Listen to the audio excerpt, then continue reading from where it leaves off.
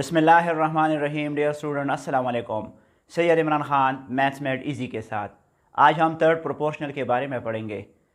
Third proportional जो होता है, फ़र्ज़ करें आपके पास तीन क्वांटिटीज़ है ए, बी और सी, और इन तीन क्वांटिटीज़ के दरमियान एक ऐसा ताल्लुक़ हो कि इसको अगर हम A ratio B proportion B ratio C की शक्ल में अगर लिखते हैं तो इसमें जो सी है ये थर्ड प्रोपोर्शनल कहलाता है। तो इसकी जो डिफिनेशन है वो कुछ यूँ है कि if three quantities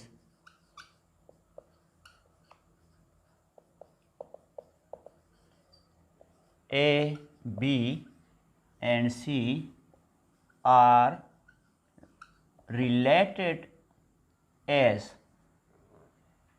अगर A, B, C आपके पास तीन क्वांटिटीज़ है और इन तीन क्वांटिटीज़ को हम इस तरह लिखते हैं कि A ratio B proportion B ratio C।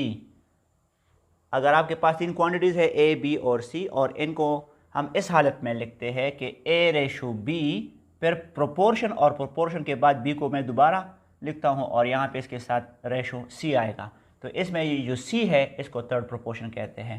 Then C is called third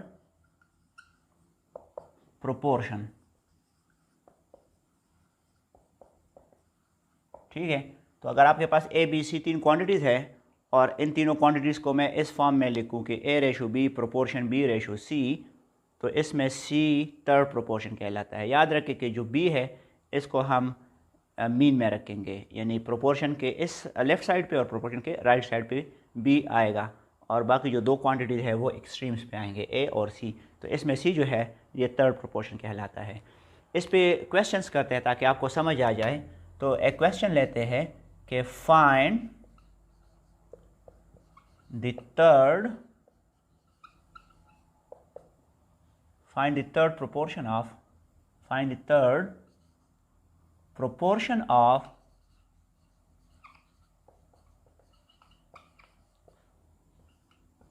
A plus B and A square minus B square. अगर आपके पास दो टर्म्स ए प्लस बी और A square minus B square given है और आपसे कहा जाए कि फाइंड करें इसका आप थर्ड प्रोपोर्शन, तो इसका थर्ड प्रोपोर्शन हम यू फाइंड करेंगे। उसको एक नाम दे जो थर्ड प्रोपोर्शन है, चलो मैं उसको सी का नाम देता हूँ। Let C be the third proportion. Then अगर आपके पास सी थर्ड प्रोपोर्शन है ए प्लस बी और A square minus B square का, तो जिस तरह मैंने कहा था कि अगर आपके पास ए बी सी है और इसको मैं A ratio B proportion B ratio C की शक्ल में लिखता हूँ, तो ये सी जो है ये थर्ड प्रोपोर्शन कहलाता है। अब यहाँ पे एक टर्म ए प्लस बी है और एक A square minus B square है, तो ए प्लस बी रेशो और A square minus B square जिस तरह ये है, फिर प्रोपोर्शन आएगा। और अब ये जो टर्म है जिस तरह बी को मैंने प्रोपोर्शन के लेफ़्ट साइड पे लिखा है, तो इसको मैं प्रोपोर्शन के राइट साइड पे भी दोबारा लिखूँगा, that is A square minus B square ratio. और अब लास्ट में जो थर्ड टर्म जो हम फाइंड करेंगे इसको मैंने सी का नाम दिया है, तो ये वो सी है। अब इस थर्ड टर्म सी को हमने फाइंड करना है।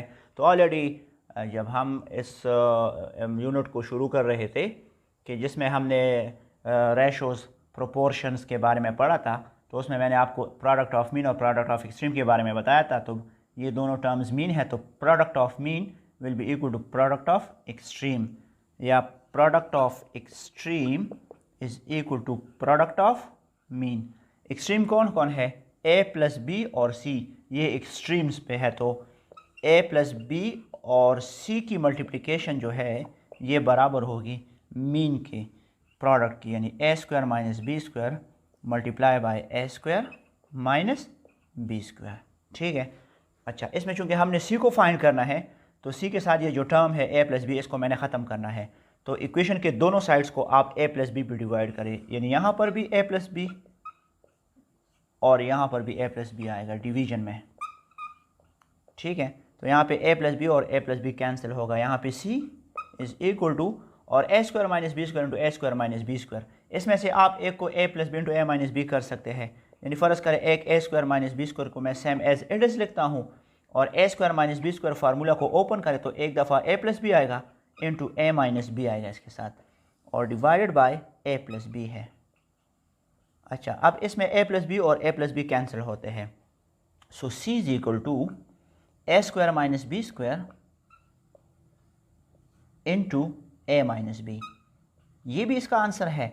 अगर आप दोबारा A square minus B square को ओपन करना चाहते हो तो C is equal to A square minus B square, जिस तरह मैंने इस फार्मूले को ओपन किया था A plus B into A minus B, इसको भी ओपन करें तो एक दफ़ा ए प्लस बी आएगा और एक दफ़ा ए माइनस बी आएगा मल्टीप्लाइड फॉर्म में, और इसके साथ एक ए माइनस बी ये भी है।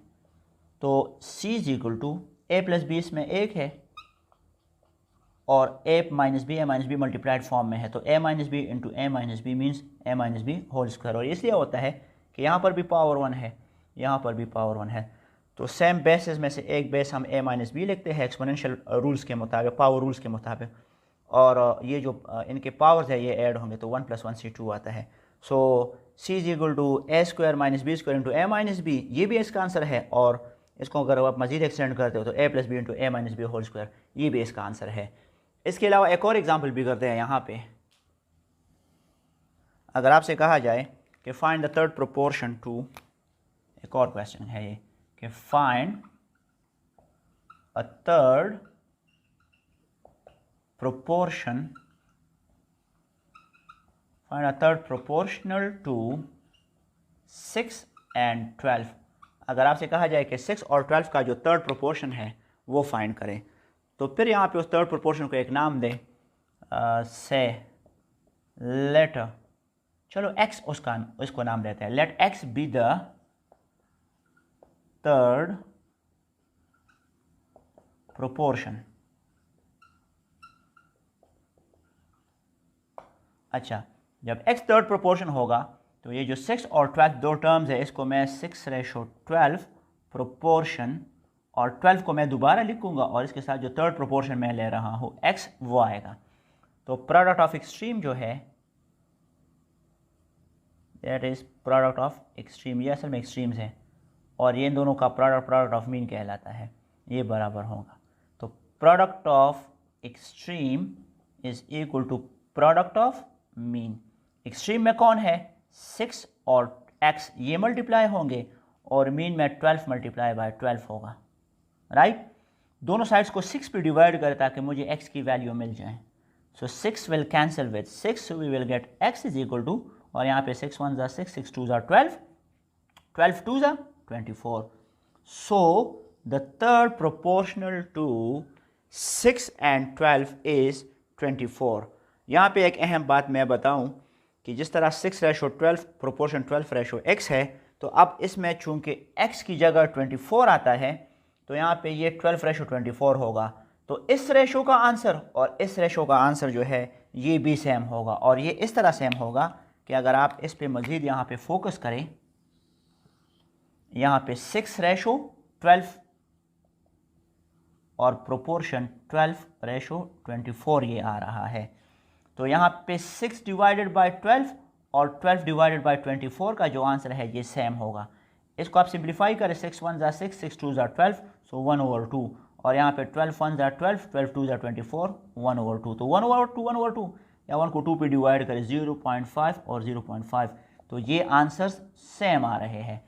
तो प्रोपोर्शन की जो डिफिनेशन है कि ये चूँकि 2 इक्विवेलेंट रेशोज़ के दरमियान एक ताल्लुक़ होता है, तो बिल्कुल यहाँ पे 6:12 और 12:x मीन्स 12:24, इन दोनों के आंसर सेम आएंगे जब 6 को आप 12 पे डिवाइड करेंगे और 12 को आप 24 पे। तो वो भी आपको मतलब ये भी वेरीफाई हो गया है, और यहाँ पे आपको ये भी पता चला है कि हम थर्ड प्रोपोर्शन को कैसे फाइंड करते हैं। आई होप कि आप लोगों को थर्ड प्रोपोर्शन की समझ आ गई होगी। अगले वीडियो के साथ फिर मिलेंगे, तब तक के लिए अल्लाह हाफिज़।